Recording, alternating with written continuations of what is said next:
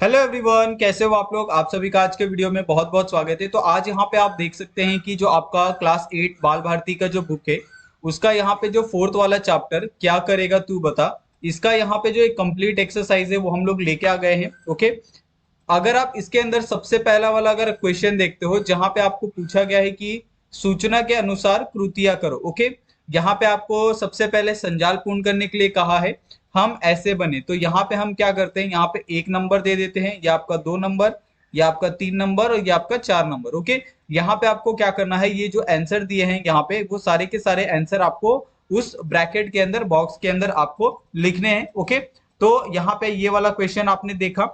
Next question आपको यहाँ पे दिया गया है कि शब्द लिखकर उचित जोड़ियां मिलाइए। ओके, जैसे यहाँ पे खुशी की संघर्ष की दोनों यहाँ पे बातें की गई हैं। खुशी की सत्कर्म, सत्कर्म ओके कर्म का, उसके बाद संघर्ष साकार मूर्ति कर्म का ढिंडोरा। तो ये यहाँ पे जो आंसर है आपको यहाँ पे लिख के दिया गया है। ओके, उसके बाद यहाँ पे अगर आप देखोगे कि पंक्तियां पूरी करो, तो ये पंक्तियां आपको कविता से ही दी गई है। अगर आप कविता देखोगे तो आप आसानी से इन पंक्तियों को आप लिख सकते हो। जैसे यहाँ पे सारहीनो, तो ये आपका पहला है।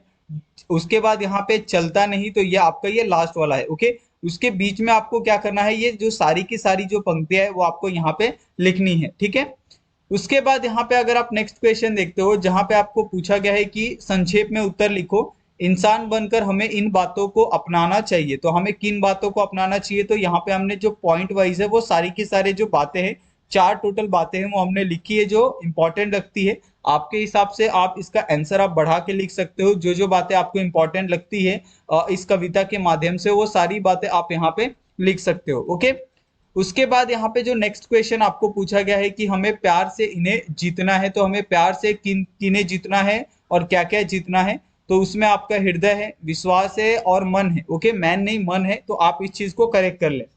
उसके बाद यहाँ पे आप नेक्स्ट क्वेश्चन देख सकते हैं जहां पे आपको पूछा गया है कि सदैव ध्यान में रखो कि हमें सदैव मानवता की राह पर चलना है। ओके, मानवता की राह पर हमें सदैव चलना है। क्यों चलना है, क्योंकि अगर आप हर किसी के साथ बहुत अच्छे से व्यवहार करते हो, चाहे आपके अंदर दया हो, न्याय हो, सद्भाव हो, सामाजिक समरता हो, तो ये सारी चीजों के कारण आपका नाम होता है, लोग आपको बहुत टाइम तक याद रखते हैं। समाज में आपका आपका एक दबदबा होता है, समाज के लोग आपका बहुत सम्मान करते हैं। तो इसलिए आपको हर एक के साथ जो एक मानवता है वो हमेशा आपको रखनी है। ओके, तो यही सारी चीजें आपको यहाँ पे आंसर के अंदर देखने के लिए मिल रही है। ओके, उसके बाद अगर आप नेक्स्ट क्वेश्चन यहाँ पे अगर आप देखते हो कि मैं तो इंसान बनेगा, इन पर अपने विचार स्पष्ट करो। ओके, यहाँ पे बनेगा या बनूंगी, तो ये आपको चीजें यहाँ पे लिखनी है। तो आपको एक इंसान बनकर हमेशा समाज के प्रति आपका जो दायित्व है वो हमेशा आपको निभाना है। ओके, आप कभी भी अपने इंसानियत से और कभी भी आप पीछे नहीं मुड़ सकते, क्योंकि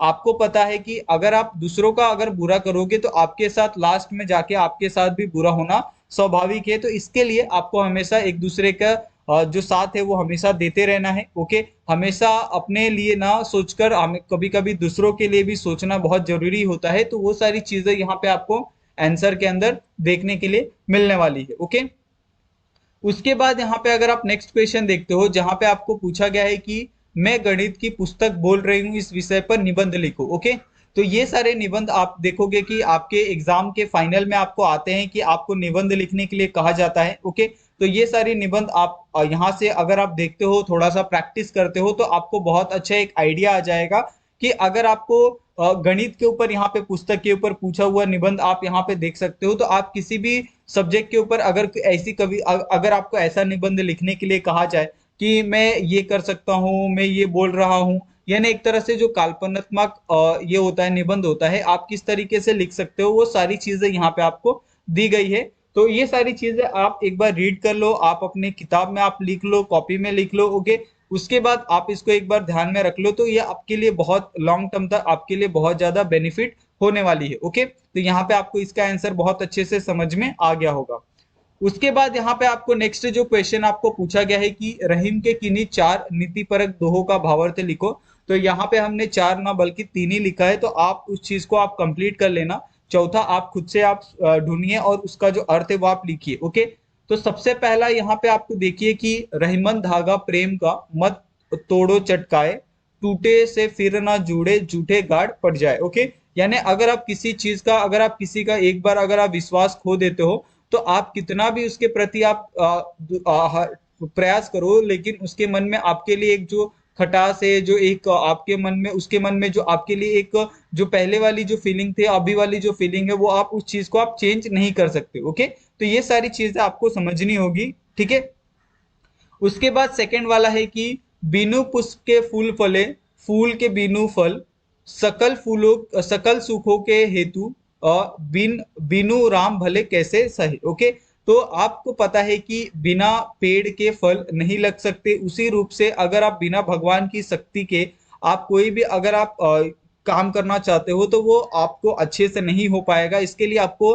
भगवान को अपने मन में विस्थापित करके ही चलना होगा, आपको पॉजिटिविटी रखनी ही पड़ेगी हर एक काम के लिए। ओके, उसके बाद तीसरा यहाँ पे आपको दिया है, माटी कहे कुम्हार से, तू क्यों रोदे मोए, एक दिन ऐसा आएगा मैं रो दूंगी तोय। ओके, यानी यहाँ पे ये कहा गया है कि बहुत लोग ऐसे होते हैं कि जो अपने आप को बहुत विशाल समझते हैं, वो सोचते हैं कि मेरे से बड़ा कोई है नहीं, मेरे से कोई ताकतवर नहीं है। तो इसी पे यहाँ पे माटी और एक इंसान के बीच यहाँ पे वार्तालाप को प्रदर्शित किया गया है कि जिस तरीके से एक इंसान अपनी जीते जी माटी से मिट्टी से अलग अलग चीजें बनाता है, उसको अलग अलग शेप देता है, तो उस पे वो मिट्टी कहती है कि तू इतना अपनी अलग अलग चीजों पे घमंड मत किया कर, तू मरने के बाद मेरे अंदर ही आने वाला है, और उस मरने वाली चीज को यानी किसी भी मनुष्य को वो भी इसी तरीके से रोदती है। तो एक तरह से आप जिस तरीके से करोगे, आपको भी उसी तरीके से जो फल है वो आपको मिलने वाला है। तो यहाँ पे आपको वही सीख सीखने के लिए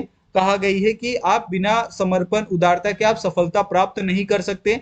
अगर आप हमेशा कठोर रहोगे, आप किसी के साथ अगर बहुत ज्यादा कठोर हो, किसी से आप अच्छे से व्यवहार नहीं करते हो, तो सामने वाले व्यक्ति के मन में आपके लिए एक जो छवि होती है वो बहुत ज्यादा नेगेटिव बनती है। ओके, तो इस तरीके से यहाँ पे ये जो पूरा एक एक्सरसाइज है वो यहाँ पे खत्म होता है।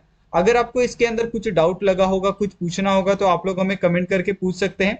आप चाहे तो हमें इंस्टाग्राम और टेलीग्राम पे भी आप हमें मैसेज कर सकते हैं। ओके, और अपने दोस्तों के साथ भी वीडियो को शेयर कर सकते हैं, और हमारे चैनल को सब्सक्राइब कर ले, ताकि आपको ऐसे ही बहुत सारे जो वीडियोस है वो आपको सबसे पहले मिलते रहे। तो थैंक यू सो मच आप सभी का, मिलते हैं हम लोग नेक्स्ट वीडियो में।